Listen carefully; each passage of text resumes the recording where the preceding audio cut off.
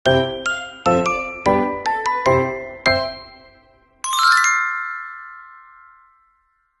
semuanya, kali ini kami dari kelompok 1 akan mempresentasikan mengenai linear programming metode transportasi.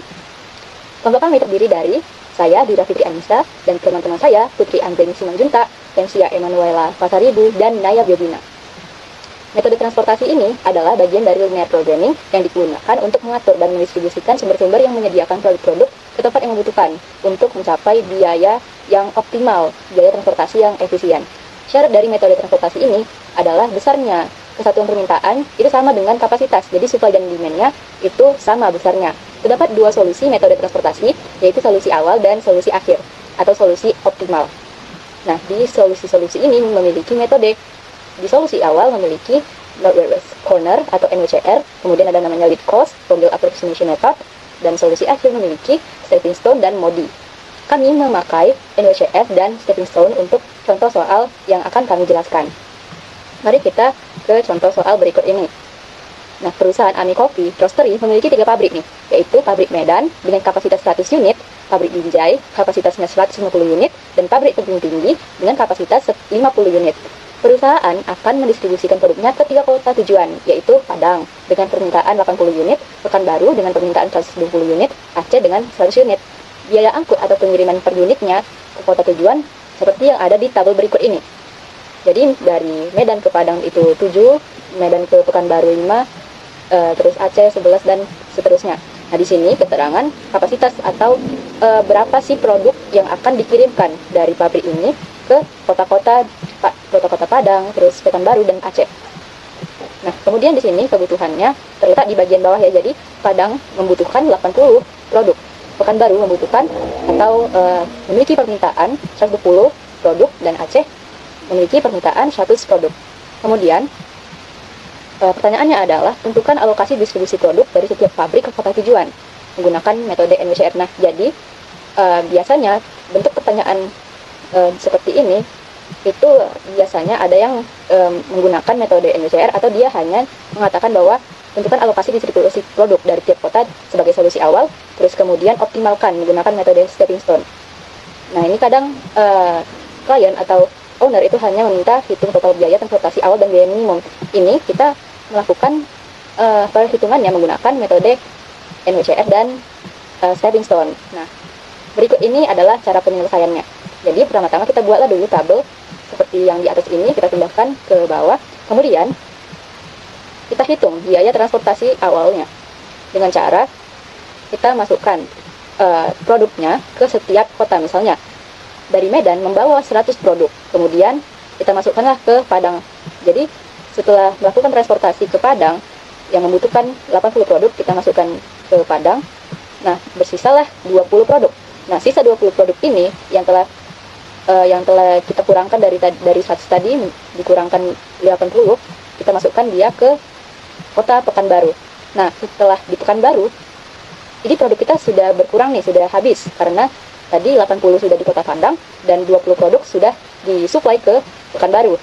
Nah, sementara di Pekanbaru ini masih ada sisa 100 produk lagi kebutuhannya. Mereka masih meminta 100 produk lagi. Nah, untuk itu kita ambillah produk dari kota Binjai. Nah, di kota Binjai masih memiliki produk 150 unit ya. Jadi kita masukkanlah 100 unit di kota Pekanbaru dari produk Binjai. Nah, kita bawa nih produk Medan, produk Binjai, produk Tebing Tinggi kita bawa. Nah, kita masih di Pekanbaru. Apakah sudah terpenuhi kebutuhannya? Jika sudah, ini kan 20, ini 120. Nah, kebutuhannya di sini bisa kita lihat. Jika sudah, kita pindah ke kota lain. Nah, jadi tadi ketika kita pindah ke bawah, ini maksudnya adalah ketika kebutuhan di kota tersebut belum terpenuhi, maka kita mengambil produk dari pabrik dari kota lain begitu. Jadi setelah terpenuhi, baru kita pindah ke kota Aceh. Nah, di Aceh ini kita memiliki 50 unit dari pabrik Binjai ya. Jadi kita masukkanlah si produk dari Binjai ini ke kota Aceh, 50 unit kita letakkan di sini. Oke, kemudian sisa 50 lagi kebutuhannya, karena mereka kan butuh 100 unit. Nah, kita masukkanlah produk dari Tebing Tinggi. Nah, dari Tebing Tinggi ada 50 produk, kita masukkan ke sini. Jadi sudah memenuhi ya. Nah, untuk keterangan lainnya, ini adalah keterangan dari biaya transportasi. Kemudian yang ini adalah total dari kapasitas dan kebutuhan. Jadi sebelumnya kan telah dijelaskan ya bahwa dalam metode ini kapasitas dan kebutuhan itu harus sama jumlahnya. Nah, inilah yang disebut sama tadi ya. Jadi ketika sudah sama, maka kebutuhan dari setiap kota ini akan bisa terpenuhi. Nah, ini kan masih diketahui bagaimana kita mengalokasikan produk-produknya di setiap kota ya.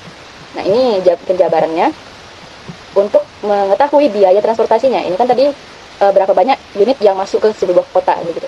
Jadi untuk mengetahui biayanya, kita kalikanlah unitnya dan harga atau biaya transportasi ke kota-kota ini. Jadi misalnya di Padang tuh biaya transportasinya itu 7.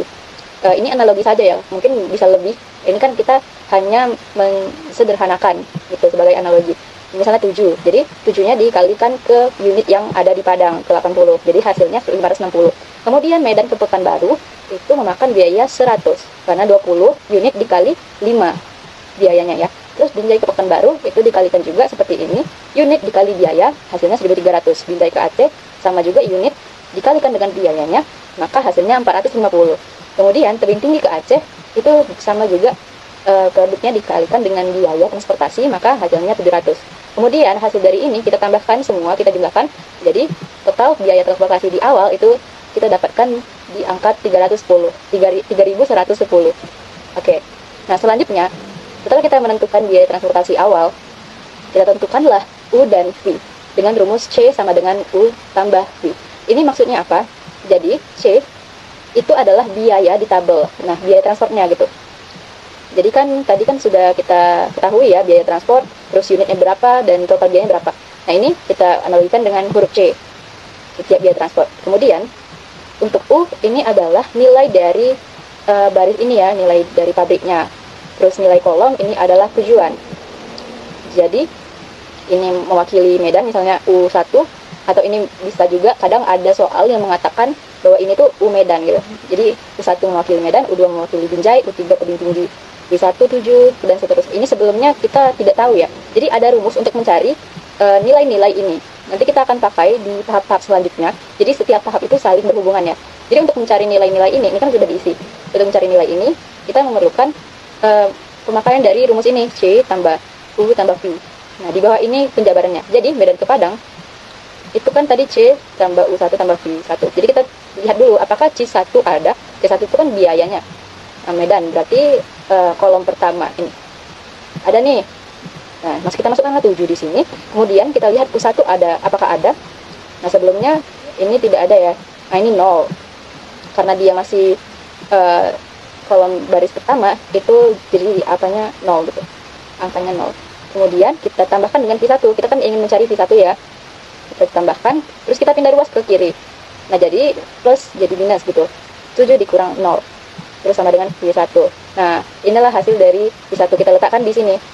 Nah, tadi ini kosong, sebelumnya kosong. Kita cari hasilnya ini dari rumus ini gitu. Terus Medan Pekanbaru ini ditambahkan juga. C1 tambah U1 tambah V2. Kenapa V2? Karena Pekanbaru itu letaknya di V2 begini. Jadi kalau misalnya pernah lihat Excel, ini seperti Excel ya. Ini ada kolom, ada baris, ini urutan kolomnya begitu untuk memudahkan. Nah, kemudian di sini ada nilai Pekanbaru. Ini sama juga seperti sebelumnya. Nah, yang ada nilainya kita masukkan ke dalam sini. Kalau ini kan tadi C1 kita masukkan, biayanya 5. Ini juga sama, ini masih 0 dan hasilnya adalah 5. Nah, berbeda dengan yang ini, Binjai ke Pekanbaru. Nah, di sini kan kita memakai 2 produk ya. Di Padang tadi hanya memakai produk dari Medan, di Pekanbaru memakai produk dari Medan dan Binjai. Nah, jadi kita selain mencari V2, itu kita mencari namanya U2. Nah, di sini. Otomatis karena dia di Binjai, tadi kan Medan itu C1, Binjai itu di sebelahnya setelah dari Medan ya, urutannya. Nah, jadi ini masuknya di C2, itu biaya kedua dan urutan dari baris kedua, begitu. Produk dari Binjai ke Pekanbaru ke V2. Nah, kita masukkanlah C2-nya, biayanya itu 13, kemudian di sini U2 belum diketahui dan V2-nya sudah diketahui nih 5. Nah, kita masukkan V2-nya di sini. U2-nya kita masukkan di sini juga. Ini kita pindah ruas dari plus 5 ke kiri jadi kurang 5. Jadi 13 kurang 5 sama dengan U2 dan U2 sama dengan 8. Nah, kita taruhlah dia di sini. Kita letakkan dia di samping Binjai ini. Jadi sudah diketahui U2 sama dengan 8. Begitu. Seterusnya akan dijelaskan oleh teman-teman saya yang lain. Setelah itu di Binjai ke Aceh di mana C2 sama dengan U2 ditambah V3. C2 yaitu 9, U2 itu 8, dan F3-nya yang kita cari. Di mana F3 sama dengan 9 dikurang 8 sama dengan 1. Jadi hasil dari F3-nya itu adalah 1. Setelah itu tebing tinggi KC, di mana C3 itu 14, U3 itu belum diketahui, dan F3-nya itu nilainya 1. Sehingga U3 sama dengan 14 dikurang 1, dan menghasilkan U3 itu hasilnya 13. Setelah itu di sini kita akan hitung perubahan biaya pada sel yang kosong dengan rumus E sama dengan C dikurang U dikurang V. Sel kosong airnya itu ada dari Medan ke Aceh, yang dimana E sama dengan 11 dikurang 0 dikurang 1 sama dengan 10. Bin J ke Padang, E sama dengan 10 dikurang 8 dikurang 7 sama dengan min 5. Tebing tinggi ke Padang, E sama dengan 15 dikurang 13 dikurang 7 sama dengan min 5. Dan tebing tinggi ke Pekanbaru itu E sama dengan 8 dikurang 13 dikurang 5 sama dengan min 10. Karena masih ada nilai negatif, maka tabel belum optimal, sehingga nilai negatif terbesar pada sel tebing tinggi ke Pekanbaru yaitu min 10. Dan sel ini dipilih sebagai sel batu atau bisa disebut entering cell untuk langkah stepping stone berikutnya. Karena sel kosong ada pada tebing tinggi ke Pekanbaru, maka kita akan membuat sel segi 4 yaitu stepping stone, dan pilih nilai negatif terkecil, dan sini kita mendapatkan di 50, yaitu di tebing tinggi ke Aceh. Kemudian tambahkan dan kurangkan dengan nilai terkecil untuk mendapatkan tabel baru. Dengan Binjai ke Pekanbaru, dari Binjai ke Pekanbaru itu mendapatkan 100 dikurang sama nilai yang tadi kita dapatkan yaitu 50. Jadi 100 dikurang 50 sama dengan 50. Binjai ke Aceh 50 ditambah 50 jadinya 100. Dan tebing tinggi ke Pekanbaru 0 ditambah 50 sama dengan 50. Tebing tinggi ke Aceh 50 dikurang 50 sama dengan 0. Sehingga nilai barunya bisa terlihat seperti ini. 50, 100, dan 50. Setelah itu, di sini kita akan mencari sel batu, dan di mana kita akan mulai dari Medan ke Padang, di mana C1 sama dengan U1 ditambah V1, di mana C1-nya itu 7 sama dengan U1-nya itu 0, dan V1-nya itu yang kita akan cari dengan F1 sama dengan 7 dikurang 0, hasilnya 7, sehingga F1 itu kita mendapatkan 7.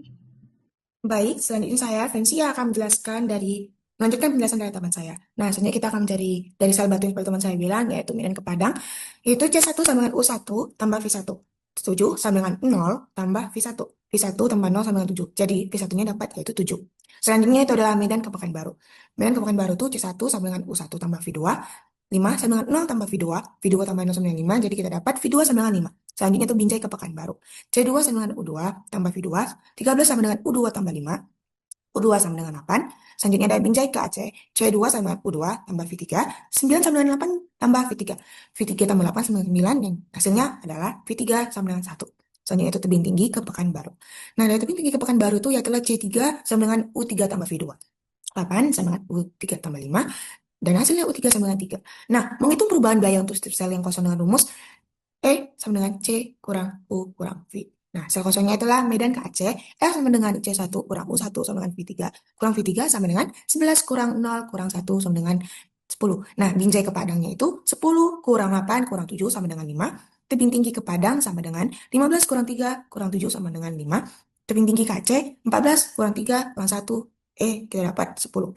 Nah, karena ini masih negatif nih kan, maka tabelnya belum optimal. Nah, mari kita cari lagi tabelnya, yaitu karena dapat nilai negatif terbesar adalah Binjai kepadanya itu min 5. Nah, ini kita pilihnya itu sebagai, sel ini pilih sebagai sel batu etering sel untuk langkah selanjutnya. Nah, di sini dari pabrik Medan ke Padang, yaitu 8. Dari pabrik Medan ke Pekanbaru itu, dari pabrik Padang ke Medan itu 7, Pekanbaru ke Medan itu 5, Aceh Medan itu 11, dan kapasitas per unit suplainya itu ada 100. Nah, begitu juga tadi sebaliknya. Nah, di sini bisa kita lihat ya dari sini tabelnya untuk hasilnya. Dari sel segi 4 sektor itu, pilihan negatif terkecil itu didapat 50. Nah, kemudian kita tambahkan, kita kurangkan nilai terkecil untuk mendapatkan tabel baru. Yaitu Medan ke Padang sama dengan 80, kurang 50 sama dengan 30. Selanjutnya Medan ke Pekanbaru yaitu 20, tambah tambah 50 sama dengan 70. Nah, Binjai ke Padang yaitu 0 tambah 50 sama dengan 50. Binjai ke Pekanbaru 50 kurang 50 sama dengan 0. Nah, ini tabelnya lagi. Nah, di sini salah satunya itu kita masih jelas lagi ya. Medan ke Padang itu C1 sama dengan U1 tambah V1 yaitu 7 sama dengan 0 tambah V1. Jadi V1-nya itu 7. Nah, Medan ke Pekanbaru itu, ya kan?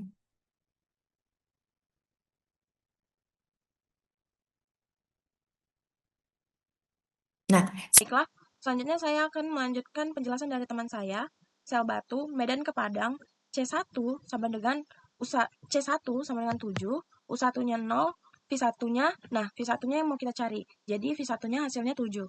Medan ke Pekanbaru, C1 sama dengan 5, U1 0, V2-nya sama dengan 5.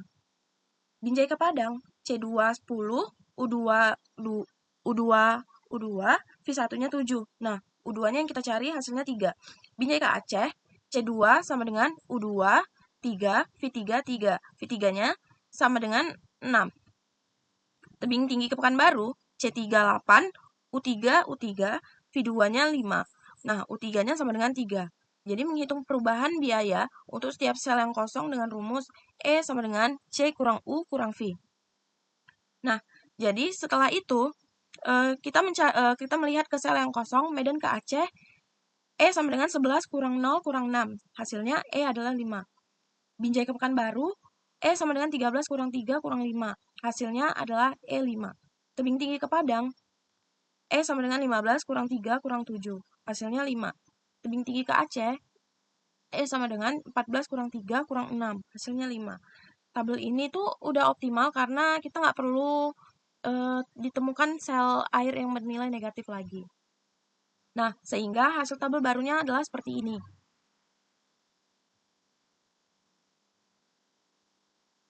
Jadi, biaya transportasinya adalah Medan ke Padang 30 kali 7 sama dengan 210. Medan ke Pekanbaru 70 kali 5 sama dengan 350. Binjai ke Padang sama dengan 50 kali 7, 350. Binjai ke Aceh 100 kali 6 sama dengan 600. Tebing tinggi ke Pekanbaru 50 kali 5 sama dengan 250. Jadi, total biaya keseluruhan transportasi adalah 1.760. Jadi, sekian video yang dapat saya sampaikan. Terima kasih.